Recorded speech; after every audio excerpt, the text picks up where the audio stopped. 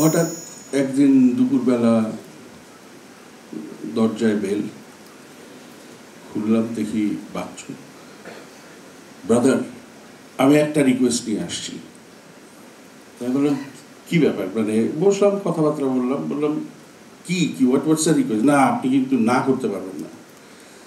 তো আমি বললাম যে আগে বল, মানে কি কি করতে হবে? বলে এলআরবির ফার্স্ট সোলো শো আছে শিশু একাডেমিতে, আপনাকে সাউন্ড করতে হবে। এইটা যখন বলছে তখন আমি চিন্তা করলাম যে, মানে আমার প্রশ্ন ছিল যে তুই বুঝলি কি করে যে I can do the sound etcetera? তো আমি বললাম যে ওয়াই মি? তখন pro sound was the sound company that was first launched. তো প্রো সাউন্ডই সাউন্ড করবে, কিন্তু আমাকে সাউন্ড করতে হবে।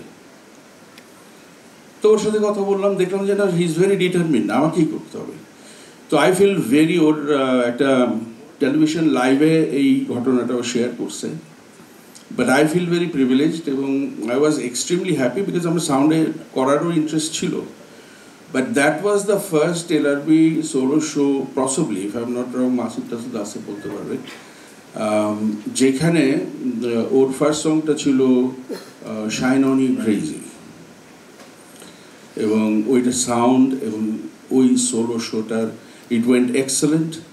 It was the first sort of like bursting into the scene, and I feel very happy thinking যে behind the board I did the sound.